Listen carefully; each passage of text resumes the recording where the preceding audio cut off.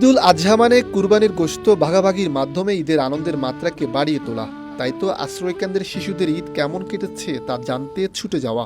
তবে এবারের ঈদে এসব আশ্রয়কেন্দ্রের শিশুদের ভাগ্যে জুটেনি কুরবানির গোশত খাওয়া। চট্টগ্রামের অপরাজেয় বাংলাদেশের শিশুদের ঈদ আনন্দ কিংবা ঈদের দিনটা অন্য ৮-১০টা শিশুদের মতো নয়, যাদের ঈদটা কাটে একাকিত্বে ওই আশ্রয় কেন্দ্রে। প্রতিবার তাদের জন্য ঈদে ছাগল কুরবানির ব্যবস্থা থাকলেও এবার হয়নি সে আয়োজন। ঈদের দিন তাদের ভাগ্যে জুটেছে মুরগির মাংস। তবে রাতে এসব শিশুদের জন্য কুরবানির মাংস নিয়ে এসেছিলেন পরিচালনা কমিটির একজন। আগে তো গরু জবাই হতো, খাসি জবাই হতো, কিন্তু এই পরিপ্রেক্ষিতে বর্তমান আর্থিক অবস্থার পরিপ্রেক্ষিতে এখানে কমিউনিটি যারা আছে ওনারা কোরবানির মাংস পাঠাচ্ছে চতুর্দিকে। আমরা যারা আছি সহযোগী প্রতিষ্ঠানের সাথে আমরা যা পাঠাচ্ছি।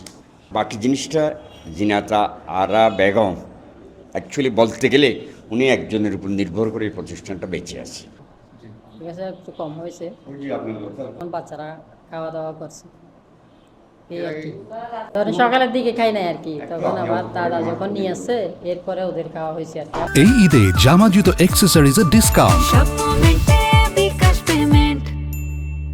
এখান থেকে আমার কোনো সেভাবে আমি কোনো টাকা পয়সা কোনো নিচ্ছি না, আমি এমনি ফ্রি আসি, ভলান্টিয়ার হিসেবে কাজ করতেছি।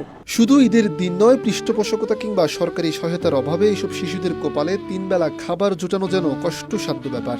পাশাপাশি আছে চিকিৎসা থেকে শুরু করে নানা সমস্যা। ঈদের দিন দুপুরে গোশত না খাওয়ার আক্ষেপ ছিল এসব শিশুদের মুখে। আমাদের এবার জবে করা হয়নি, প্রতি বছর হয়। যেমন বাচ্চাদের জন্য একটা ভালো সুযোগ সুবিধা, তারপর যেন কোনো কেউ একদম পার্মানেন্টভাবে সাহায্য করে এরকম কেউ দরকার। এখানে গোশত দিলে ভালোই তো, এবছর তো দেওয়া নেই। বাচ্চাদের জন্য ঠিক মতন খাওয়া, কাপড়, এখানে অনেকের বিসি টিসি আছে, এগুলা ঠিক করতে হইব। আমি হারিয়ে গেছিলাম, আমার ছোট ছোট বোন আছে, আমাকে 2টা পুলিশে নিয়ে আসছিল, তারপরে 3 দিন ধরে থাকছিলাম, এখানে খাইছি যাইছি ঘুমাচ্ছিলাম। আমার চারপাশে থাকা এসব শিশুরা জানে না তাদের মা বাবা কোথায়, এবং জানলেও তারা সেখানে ফিরে যেতে পারেন না। ঈদ কিংবা যে কোনো উৎসব তাদের কাটে এই স্থানে, এই অপরাজেয় বাংলাদেশে। সাদুল্লাল রাহাত, কালের কণ্ঠ, চট্টগ্রাম।